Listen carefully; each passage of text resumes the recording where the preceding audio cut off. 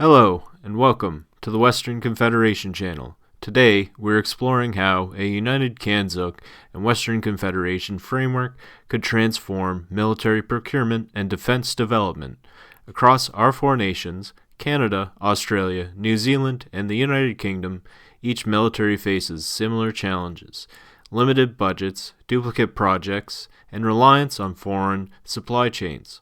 A cooperative procurement system can turn those inefficiencies into opportunity, lowering costs, strengthening interoperability, and building industries that serve all our regions equally. In this video, we'll look at why joint procurement matters and how a Western Confederation Defense Secretariat could coordinate it, and what real-world benefits it can deliver for our nations and industries. Although the CANZUK nations share common allies, technologies, and missions, our defense procurement remains divided. Each country develops its own aircraft, ships, vehicles, and cyber systems, often duplicating what partners are already producing. This fragmentation drives up costs, delays delivery, and reduces interoperability on the battlefield. Instead of four nations, each spending billions to reinvent the same capability, coordinated procurement could save money, unify logistics, and let us reinvest those savings into innovation and readiness. The Western Confederation proposes a different approach, one built on cooperation, trust, and shared capability. Instead of four nations designing and funding similar projects alone, we pool our research, our industries, and our experience. A joint procurement framework would allow us to develop common platforms, aircraft, ships, and vehicles that share parts, training systems, and logistics chains, while still giving each nation full control over deployment and doctrine. This is not about centralizing power, it's about centralizing efficiency. By coordinating design, testing, and purchasing, we can stretch every defense dollar further and strengthen the combined force of the entire Confederation. Joint procurement isn't a new idea. It's already happening, just in fragments. The United Kingdom, Canada, and Australia are all building variants of the Type 26 frigate, sharing design expertise but managing separate supply chains. The Tempest program in the UK and the F-35 partnership are already involving cross-national development teams and manufacturing. On-land CAVS modular vehicle project and shared artillery systems demonstrate the power of common design, and in the cyber and space domains, our nations already share intelligence and satellite technology through alliances like Five Eyes and proof that cooperation works. The Western Confederation framework simply expands these successes into a permanent, structured model, one where collaboration is the rule, not the exception. So, how would a Confederation-wide procurement framework actually operate? It begins with regional defense liaison offices, where each member nation and regional union identifies upcoming capability needs, such as new patrol aircraft, next-generation vehicles, or naval modernization. These requirements are compiled and analyzed by the Western Confederation Defense Secretariat, a small, permanent body that coordinates data, research, and project feasibility.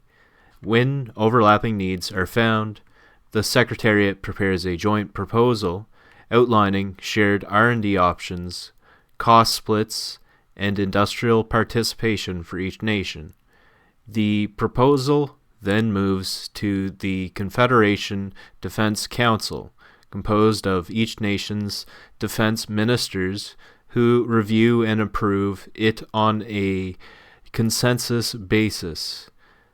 Once approved, national ministries remain in full control of their budgets and production contracts, but now operate under one unified design and supply chain, giving every participant interoperability, economics of scale, and shared technological advancement. Any lasting procurement system needs stable funding that isn't hostage to election cycles. The Western Confederation would establish a defense sovereign wealth fund, a permanent investment pool seeded by small contributions from member nations, calculated as a fraction of GDP or annual defense spending. The fund would grow through returns on global investment savings from joint procurement and revenue from exports of jointly developed technology. Those earnings would then finance new research programs, modernization grants, and rapid deployment funds for emergencies. This model mirrors the success of Norway's fund, but reinvests profits directly into Confederation industries, keeping wealth, jobs, and expertise circulating inside our own economies. It turns cooperation into a self-sustaining cycle. The more efficiently we build, the more capital we generate for innovation and readiness. Joint procurement only succeeds when every nation sees tangible benefits. The Confederation's industrial strategy ensures that manufacturing, research, and maintenance work are distributed across the member regions, so no nation or region within a nation is left behind. Shipbuilding might occur in Scotland, with advanced propulsion systems produced in Australia, and electronics integrated in Ontario. New Zealand could handle depot-level maintenance and training, while smaller regions such as Atlantic Canada or Wales focus on precision components and support infrastructure. This approach spreads high-skill employment across reinforcing domestic supply chains and keeps critical know-how inside allied economies. Every regional union contributes its strengths and gains long-term industrial stability in return. Beyond the economic benefits, united procurement transforms how our forces operate together. Shared equipment means shared training, shared maintenance, and full interoperability in the field. A frigate built in Scotland can dock in Halifax or Sydney and draw from the same spare parts inventory. A pilot trained in Queensland can step into a Canadian or British aircraft with identical avionics. The result is faster deployment, simplified logistics, and stronger deterrence, because our forces fight as one cohesive system, not for separate militaries. By reducing dependency on external suppliers, we also secure our own defense sovereignty, ensuring that no crisis or embargo can cripple our readiness. In short, integration through cooperation gives the Western Confederation a level of strategic agility unmatched by any individual nation. At the operational level, the Western Confederation can take interoperability a step further through special forces integration and environmental specialization. Our combined CANZUK forces already represent some of the most capable units in the world. From the SAS and SBS in the UK to JTF2 in Canada, SASR in Australia, and NZSAS in New Zealand. By coordinating training rotations, doctrine development, and mission readiness across climates, from the Arctic and Atlantic to Pacific and deserts, these forces could become a unified elite network. Instead of every nation maintaining broad overlapping capabilities, each could specialize by environment, cold weather, jungle, maritime, desert, or urban operations while retaining the ability to deploy as a special interoperable task force. This would maximize readiness, cut redundant training costs, and ensure the Confederation always has elite units acclimatized and pre-positioned for any global contingency. To make interoperability permanent, the Western Confederation could establish a Joint Training and Doctrine Command, or JTDC, a shared center responsible for harmonizing training standards, doctrines, and operational procedures. The JTDC would coordinate joint exercises, exchange programs, and wargaming across CANZUK regions, ensuring all forces, from infantry to cyber units, operate seamlessly under shared protocols. Each member nation could host its own training hubs, but all would feed into the Confederation's joint doctrine. This preserves national identity while standardizing communication, logistics, and mission planning. Over time, this command could evolve into the Confederation's training backbone, developing leadership pipelines, rotating instructors, and accrediting new technologies or tactics for all partnered forces. In short, the JTDC would make unity habitual, turning cooperation from a diplomatic goal into a professional standard.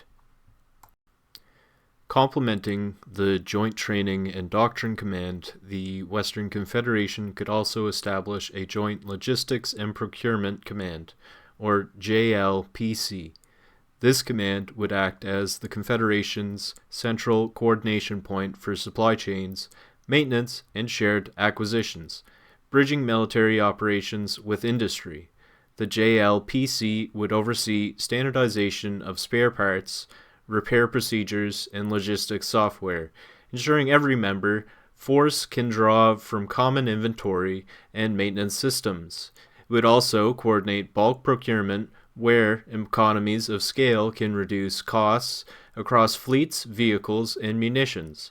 By connecting national depots with industrial hubs, the JLPC turns 4 fragmented systems into one resilient interlinked network, capable of rapid reinforcement, disaster response, or extended overseas deployment.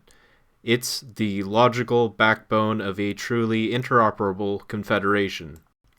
Together, these interconnected commands from the operational foundation of the Western Confederation's defense structure, Special Forces integration, provides the rapid response and environmental expertise needed for any theater, Arctic, desert, jungle, or maritime. The Joint Training and Doctrine Command ensures every unit across every region follows shared operational standards and leadership principles. The Joint Logistics and Procurement Command connects the entire system through unified supply chains, maintenance networks, and procurement cycles. This triad creates an agile, resilient ecosystem where information, people, and materials flow seamlessly across borders. It's not a single centralized military, it's a coordinated family of forces, built on trust, interoperability, and specialization.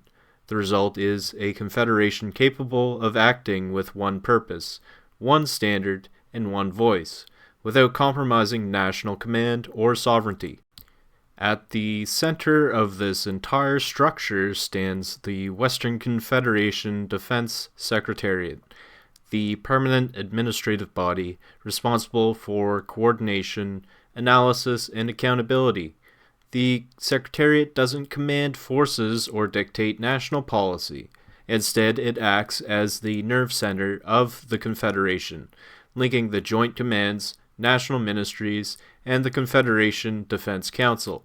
Its role is to gather data, track progress, and provide actionable intelligence to ensure all cooperative projects remain efficient, fair, and transparent.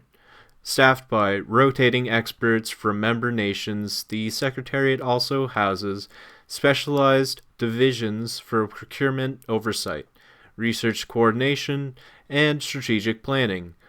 Through this model, information flows seamlessly upward for decision-making and downward for implementation, creating a lean, responsive organization that amplifies coordination rather than replacing national authority. It's the heart of a confederation built on trust, data, and collective strength. Any system that manages billions in research and procurement must be anchored in accountability. The Western Confederation procurement framework is deliberately designed to be transparent, audited, and democratic. A small, neutral defense secretariat administers programs day to day, but every contract and expenditure is reviewed by the Confederation Defense Council, composed of the 4 national ministers of defense. An independent audit board, drawn from civilian and parliamentary experts, verifies spending annually and reports publicly to all members of Parliament. Every project includes a clear cost-sharing formula, open source tracking of milestones, and opt-out provisions to guarantee national sovereignty. This governance model keeps the Confederation lean and honest. No hidden bureaucracy, no blank checks, and no erosion of national control. Just cooperation built on trust and accountability. The Western Confederation's procurement model isn't meant to appear overnight. It unfolds through clear, deliberate phases that let each nation adapt at its own pace while proving value step by step. Phase 1. Standardization and data sharing. Over the first 2 years, nations align technical standards, logistics software, and maintenance protocols. No major spending, just connecting our systems. Phase 2. Joint research and testing. Within 3 to 5 years, we begin shared R&D projects, pooling scientists, facilities, and test ranges to reduce duplication. Phase 3. Shared procurement and logistics. Around 5 to 8 years, we start ordering equipment together, ships, vehicles, and cyber systems under unified contracts and training pipelines. Phase 4. Export and innovation integration.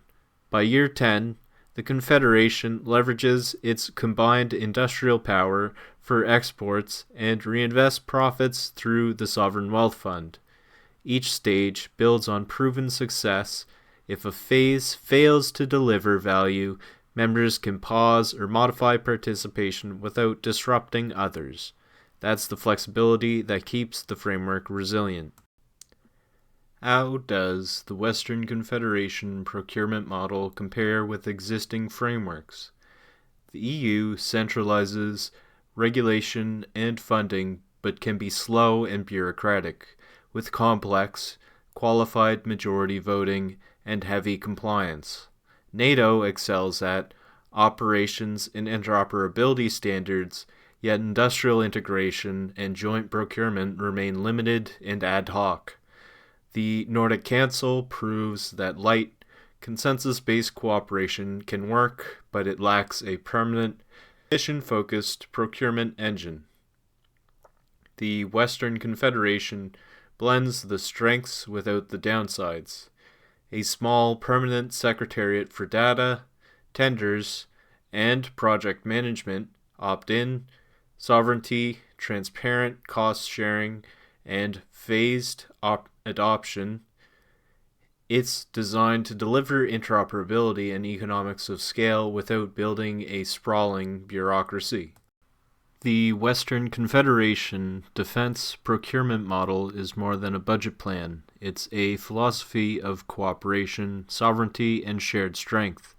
By pooling our expertise, aligning our industries, and coordinating procurement, the CANZUK nations and their Western allies can achieve what none could alone.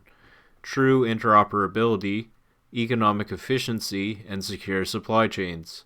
Together, we can build a defense network that safeguards our citizens, empowers our industries, and reinforces our collective freedom for generations to come. If you believe in this vision, in smarter cooperation, and a shared future, help spread the message. Like, share, and subscribe to the Western Confederation channel. Join our community on Discord, follow us on our socials, and take part in the discussion shaping the next chapter of Western unity. This video was written and produced by members of the Western Confederation Initiative. Special thanks to Drift, whose concept and creative input helped shape this presentation. We also want to recognize our sister community, CANZUK Outreach, for their ongoing efforts to build public awareness and engagement across all 4 nations. If you'd like to contribute ideas, help research, or join future projects, we welcome you to become part of the movement. Join their Discord community, participate in future groups, or share your thoughts. Together, we can turn ideas into action and help lay the groundwork for a stronger, more cooperative future. Sources will be included in the description below. All figures reflect the latest verified data as of Q1 2025. All imagery and logos used under open data or fair use licenses. This presentation is independently produced and not affiliated with any government or defense agency.